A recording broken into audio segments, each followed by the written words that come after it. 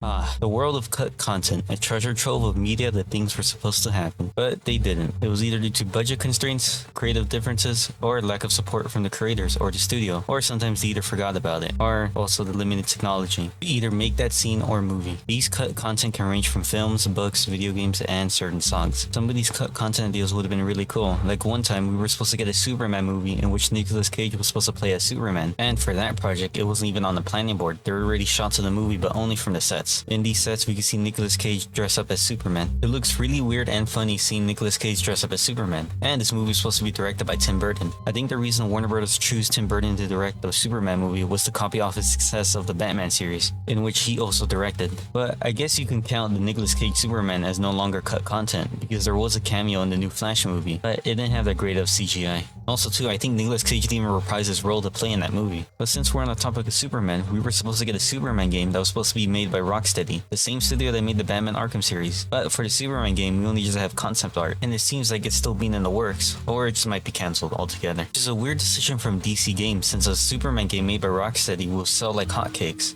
And a new DC game franchise will at least give some competition to the Marvel Insomniac games. And also too, we were supposed to get the game right after Batman Arkham Knight, but nothing came up of it. We were even supposed to get a Kingdom Hearts cartoon, and for that one, the pilot was released. But it seems like it's locked behind Disney's vault, never to be seen ever again. Even certain plot points are also in the realm of cut content. Like for example, in the Clone Wars show, we were supposed to see an appearance from Darth Revan when Anakin, Obi-Wan, and Ahsoka went to the planet Mortis. And I think in that scene, Anakin gets to meet Darth Revan. Now, if you don't know who Darth Revan is, he was an important character in the old era of Star Wars before Disney bought the company. He had a major appearance in Star Wars The Knights of the Old Republic. Thanks to Disney, he's not canon anymore, but his name is mentioned in one of the books, and he might be recanonized due to the Knights of the Republic remake. But for today, I'll be talking about the cut Peter Jackson King Kong sequels. But first, we have to see why the studio was interested in the sequel. Back in the early 2000s, Universal Studios still owned the rights to King Kong, and since the last remake of King Kong was back in the 1980s, it was time for a modern makeover. With the success of Lord of the Rings, Universal Studios chose Peter Jackson, which is funny because back in 1996, they did choose Peter Jackson to do a remake of King Kong, but they cancelled it. It was due to being afraid of the box office rival of Godzilla. And during that time, Peter Jackson was still considered a new director, but he got the reins again to direct a new King Kong remake. I can't even imagine the excitement that Peter Jackson had, since he got to direct two of his favorite media that he liked, and he did a great job in directing these movies, especially for Lord of the Rings and King Kong. He treated both of these franchises with the utmost respect, and since he was a fan of the 1933 King Kong movie, he tried to be respectful as to the original as he could,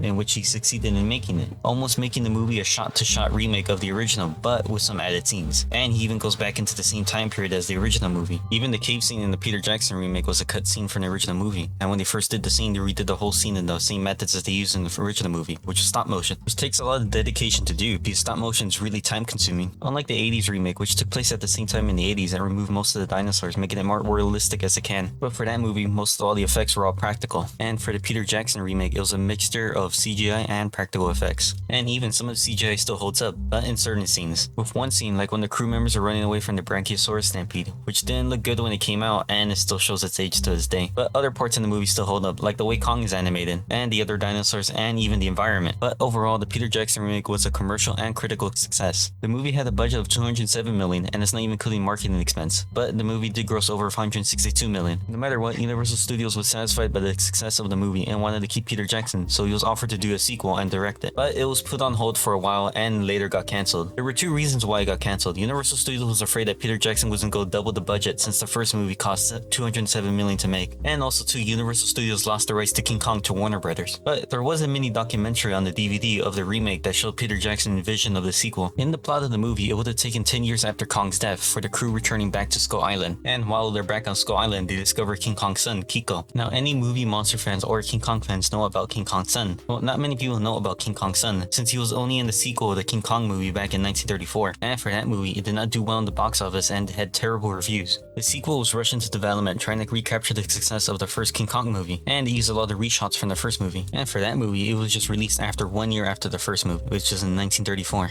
Now back to Kiko's design. He's uniquely different from his father since he has white fur and smaller stature and size. But if you want a modern makeover, he almost looks like George from the Rampage movie. Not even the 1980 1980s remake doesn't even mention King Kong's son, but it does have another King Kong species. But back to the Peter Jackson sequel. After the crew got to the island, they got Kiko off the island due to the island sinking into the ocean. After they got him off of Skull Island, the US government decides to use Kiko against the Nazis, since the Nazis have mutated monsters. There was even going to be a sequel to this movie. Well, it would have been a back-to-back sequel since they were going to be split into 2 movies, in which part 2 would have been called King Kong Into the Wolf's Lair, which would have continued off with Kiko fighting against the Nazi monsters. Even in the movie, Kiko was going to have shoulder-mounted MGs and have people on them. Also, at one point in the movie, they were going to have Carl Denham ride upon Kiko, but it was too good to be true since it was an April Fool's joke. But it was the only idea of Peter Jackson using King Kong's son that was an April Fool's joke, since Universal Studios still wanted a sequel. Even the actors were in on it, which is surprising. I guess they had a good time working with Peter Jackson. There is some concept art, but then again, this was an April Fool's joke, so some of this is just for jokes and not even actual official concept art about it. But even if the idea was an April Fool's joke, Universal Studios still wanted a sequel, but they were still afraid of a higher budget. But Peter Jackson couldn't work on it since he was stuck making the Hobbit movies. So Peter Jackson started looking for other directors to direct the sequel, and he chose Adam Wingard, since Peter Jackson enjoyed his work on Your Next, but it was cancelled. Which is funny since Adam Wingard directed Godzilla vs. Kong and is making a sequel to it with a project named Son of Kong.